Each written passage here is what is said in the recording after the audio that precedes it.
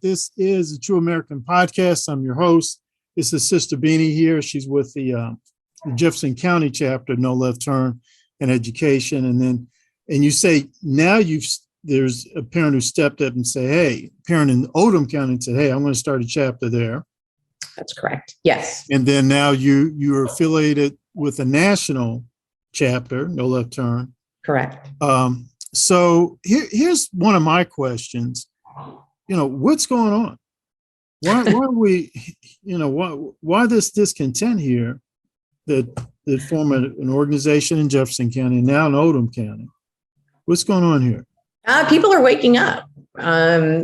We are seeing things, because students were virtual for so long with the response to COVID, parents saw for the first time truly what was being taught in the classrooms. And that woke a lot of people up. And then from there, parents started sort of digging a little bit more and looking more into it. And actually, I laugh when I say parents will call me in the first conversation that I have with them, generally lasts about an hour. And generally at some point in that conversation, they'll say, I noticed this in my child's class. And then as I started peeling back the layers, it was like an onion. And that analogy has been used so many times. And I think since 2020 and students were at home, that those layers of the onion have been peeled back. And what started, in fact, I posted yesterday because what started for me was I was watching my daughter's English class and her lesson was on internalized misogyny. This was 2 years ago, September 15th, 2020 was when I saw that. And so, and then I started peeling back the layers and I'm thinking this is just CRT or, ideologies in the classroom. And the deeper you get, the more you see that there's just a lot going on there. And so the more that you talk to parents, the more parents wake up. Teachers are awake. In fact, I've been gotten messages from a teacher today, several messages about what's happening in her elementary classroom today. I think that the people are just sort of taking a step back and saying, what is happening in the classrooms? This is not the same public education that I received when I was in high school back in the 90s. This is very different than what was taking place. Granted, it has been decades in the making, but it has sort of come to a head at this point with the political ideologies in the classroom, the gender theory in the classroom, the bent on pushing sexuality on children as young as kindergarten. Those things tend to be red flags for parents when you have government-funded schools, doing that in the classrooms. So, I was as you were speaking, you're sort of using the symbol of, hey, peeling back the onion, and things aren't getting any better as you go deeper and deeper into something. You see a red flag, you say, well, okay, I'm not too pleased with this. Let me dig into this deeper. And then what you're saying, and other parents apparently, is that you're seeing what's called gender ideology, left-leaning political ideology, things of that nature. Am I putting words in your mouth? No, that's exactly what, and it's not just here in Jefferson County. It's not just in Kentucky. It's all over the country. And, anybody, if you're a parent out there who has voiced your concerns about this and someone is telling you that you're a conspiracy theorist or you're making this up, whatever. No, there are very clear, it's instances of this happening. They're very proud of themselves on TikTok. They make TikTok videos about it. But you can also see, assignments that have come home. On the very first day of an 8th grade math class here in Jefferson County, there was a handout given. And on the back of the handout, the teacher asked for the students to list their pronouns and their name on the parent portal. And then the next question was, can I use this name in front of your parents? So on the very first day of school in 8th grade math class, the teacher is already setting up this I can keep your secrets for you system of things.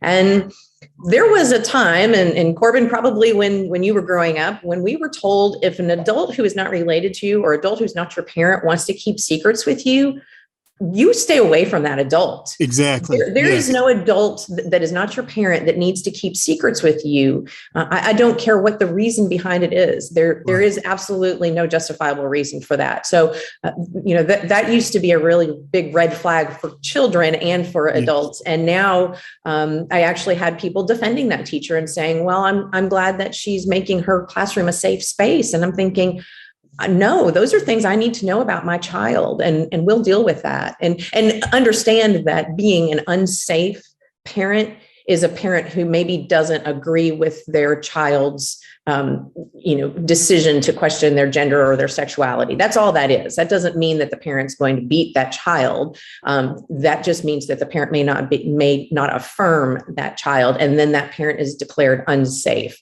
So we've also blurred those terms as well. That an unsafe parent we used to consider an abusive parent, or someone who would harm the child. Now unsafe is simply a parent who does not affirm that child in their gender Crazy. questioning. Yeah. I you brought that up about keeping secrets, and not only keeping secrets, but we were also told you're not to have, it's not appropriate at all for an adult to talk to you about sex.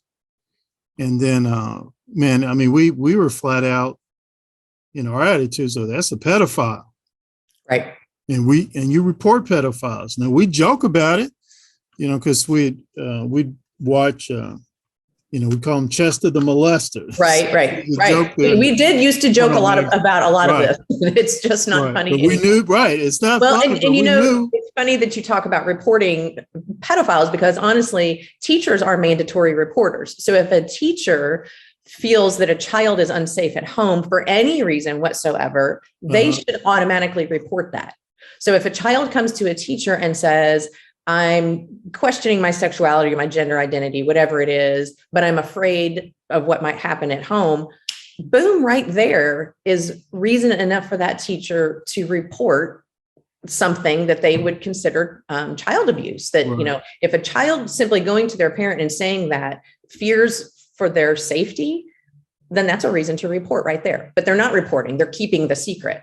And they're allowing that child to keep that secret at home. So they're allowing that child at the age of 11, 12, 13 years old to live, multiple identities and in a state of confusion without the parents being involved.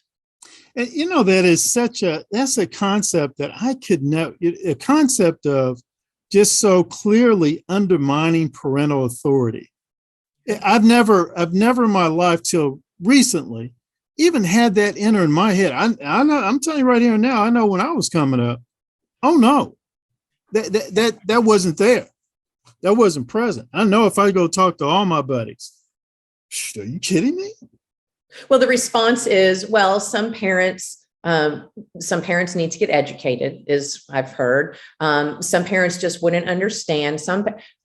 You can finish that statement. Some parents ... That doesn't give the state, the government, and school employees are government employees, the right to step in and tell you how to parent. There are, I don't even know how many students in the Jefferson County School District who have strict dietary restrictions because of their religion, because of their culture, because of their faith, whatever it is.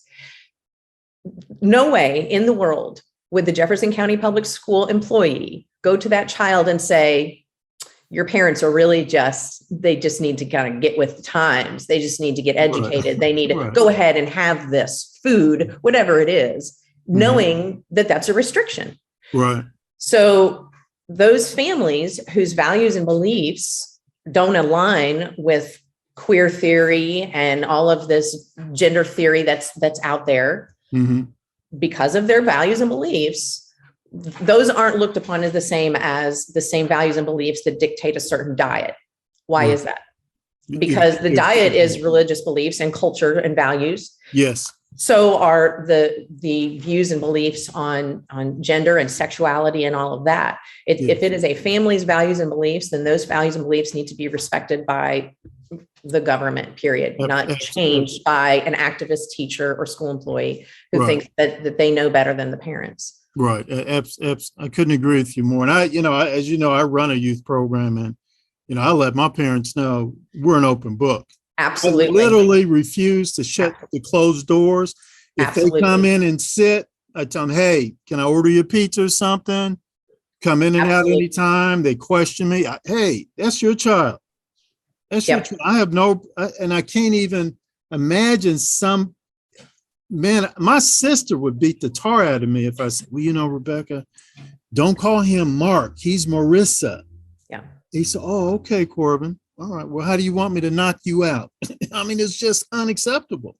And there's nothing. I mean, you know, I teach, you know, I teach 1 day a week down at More Grace Christian Academy. I was a youth director at my church for a couple of years. I've taught in elementary school, public and private. I've absolutely every single thing in my classroom was transparent.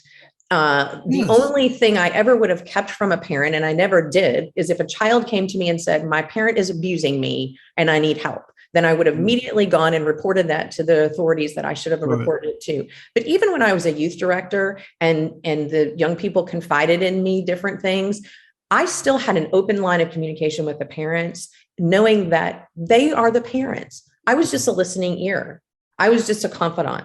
I was not the authority figure in their lives I didn't walk with this child for the rest of their life. I was with them for maybe a couple of years, and then it was up to the family to walk the rest of that journey. These, you know, we have teachers who are indoctrinating children and keeping secrets with children for 1 year, and then that child, confused and kind of a mess at the end, goes off and the family has to pick up the pieces at the end. So I think that, you know, a lack of transparency is huge.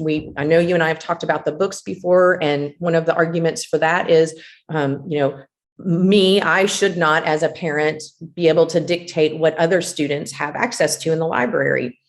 Okay, that's fine. I understand that. But no parent has any input on what students have access to in the library. It's the librarian, who is a government employee, who dictates what students have access to in the librarian, because no parent has any say what books are ordered. No parent gets to see the list of the books that are ordered, and no parent actually can walk into a school and search the library. In fact, when we've been looking for these books, we file open records requests for it. We have a screenshot of a book sitting on a shelf in a library. And when we filed the open records request, the report came back that book didn't exist in that school. Well, we know the book exists in that school because we saw a picture of it on the shelf that was given to us by a teacher, but that didn't show up. So there's no transparency there. And it's not just one parent dictating what other students have access to. It's no parents having any input in that process. Right. Yes. So, let me quickly identify my podcast. This is the True American. Folks, we're speaking with Beanie. She's the leader of the No Left Turn in Education in Kentucky. She's been here before. Go to my website. You'll see my other interviews of her. And now the sister's name, am I getting this right? Is it Miranda Stovall. Is that correct? That's correct. Miranda Stovall. And she did an interview with me about pornography in public schools. Now, people, I know you may think, come on now, you're getting a little over edge. No, I'm not. I thought I was. I have to be honest with you, sister. I thought, man, Miranda, is she drinking something? I mean, come on now. Who puts porno in public schools, right? Girl, they're putting porno in the public schools. Once you listen to that interview, they're putting porno in the public schools. Well, again, that's an onion in itself, because, you know, we thought the first book we found was bad, and we have found so many others that are just as bad, if not worse.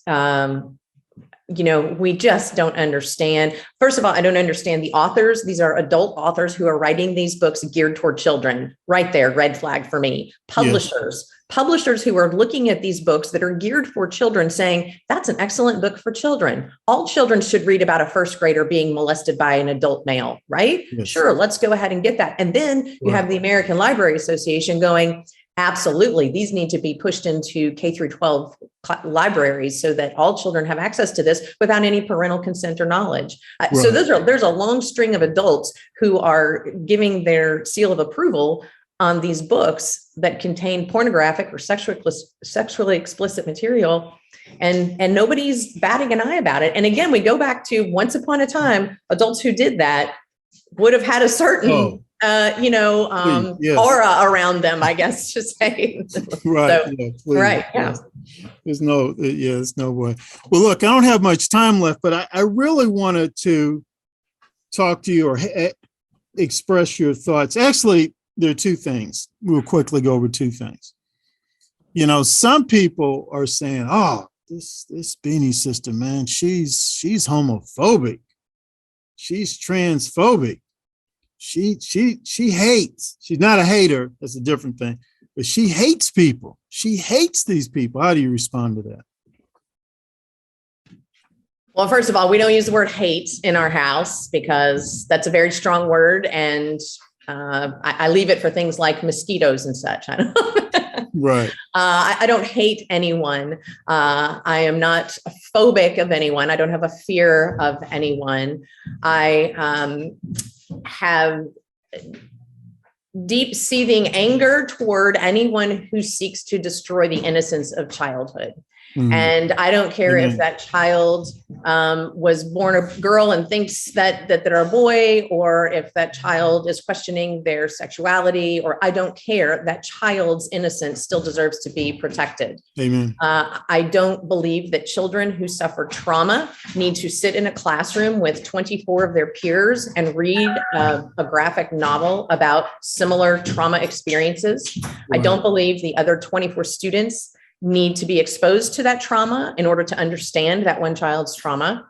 I believe in protecting the innocence of childhood, and I believe that it is under attack in a way like we have never seen before in this country. So no, I don't hate anyone. I don't have a phobia of anyone or any group. I do have anger toward the adults who would like to destroy the innocence of childhood. Yeah, I appreciate that. And I wanted to give you an opportunity to sort of deal with that, respond to that accusation. And the last couple of minutes here, though, I had a conversation with you once in the office, and you were talking about, man, you sort of get a sense that there are more and more folk choosing the option of homeschooling their children or sending their children to Christian schools. And you gave me the indication, boy, you wanted to see more of that. Now, am I putting words in your mouth? Am I twisting that a little bit? I mean, give me your thoughts on that. I would like to see parents take a greater responsibility for their children's education. Now, whether that be pulling them out to homeschool them themselves, finding homeschool pods, choosing to send them to private schools, or choosing to get more involved in the public school system. Mm-hmm. And that means, knowing who your school board members are, voting for school board members who share your same values and beliefs, and just being present in the schools, that needs to happen. I just think that we need to, and I'm guilty of it as well, that we as parents moved away and allowed the government to take over the role of educating our children. And I think that we need to reclaim that role and responsibility any way that works for us. And you and I have talked about, homeschooling, and I was never a big believer in homeschooling. My daughter now is homeschooled to finish out high school, and I'm a big fan and strongly support it. And I think that parents need to understand that homeschool doesn't mean you sit with your child from 9 until 3 o'clock. That's not what homeschooling looks like. That's what maybe NTI looked like. That's not what homeschooling looks like. So it is doable, even if you work. It is maybe not easy, but I have found that oftentimes the best things in life that you do are some of the hardest things that you do in life. So I'm not anti-public school. I am for parents having choices and options, and parents taking that responsibility. And I'm hoping that our legislators make it a little easier for parents to do that if we can allow for seek money to follow students, or for, somehow for parents to have that educational money that they would normally pay out in taxes to stay with them so that they can send their children to the best learning environment that fits them. Well, maybe I'm a little dense, but I didn't hear anything in there about fear or hatred or anything like that. I'm not motivated by fear or hatred. I am motivated by a love for children and a value for education. And I think that all children, no matter where they come from, no matter what their zip code is, no matter what their life circumstances are capable of getting a quality education. And we need to make sure as parents, as grandparents, as tax-paying citizens, that's what's happening for all students. So, tomorrow is Constitution Day. I don't know if you knew that. September 17th, 1787, the Constitution was ratified. And I was thinking about the fact that what would our delegates think today, knowing that we have so many people walking around with high school diplomas that they got from public government schools, and they cannot read or comprehend the Constitution. The Constitution that is the blueprint for our government, that lays out what the government can and cannot do in regards to our rights. I think that that's a really scary thing if we step back and think about that. And, my students have studied the Constitution, so they know what their rights are. But I think that all students need to be able to do that. Every adult in our country that went through the school system and has a high school diploma should be able to read and comprehend the Constitution and know what their rights are, and know what the rights of the government are, in your life, and what they can and cannot do. It's really, really important for citizens living in a constitutional republic like we are, if we want to remain there. If we want to remain there, it's a key. If we can keep it, right? If we can keep it. That's right. That's right. Sis, I want to thank you again for coming on. Appreciate you. As I said to you before, with my True American podcast, my most popular guests are you, Stovall, and David Horowitz, and it's really good that it's just good to see that we get some local folk who want to listen and learn and pick up on. And I say to people all the time, this isn't, don't be bothered by my political ideology or whatever. And some of this, a lot of the things I bring up, that's nonpartisan. Education should be nonpartisan, period. Right. Education should be nonpartisan. And who can disagree with, as you said, protecting the innocence of children? I mean, come on. I don't care, Democrat, Republican, come on. Right. We need to come together on that. And who, Democrat or Republican, we need to come together on parental authority, respecting parental authority. So folks, please listen, like my channel, and share this interview with other people. And we will have contact information if people want to contact Sister Beanie. And I'm sure if you got something going on at your school, preferred pronouns or whatever they might be, she'd be more willing to listen and let you know, hey, here's some things you can do to make things better. We are having local monthly meetings at the second Monday of every month, so they can reach out and find out where those are and what time they are. And we'd love to have more people come to those and share experiences and solutions and just encouragement. Mm-hmm. All right, sis. Let's keep in touch, okay? Absolutely. Thank you. Thanks for having me on.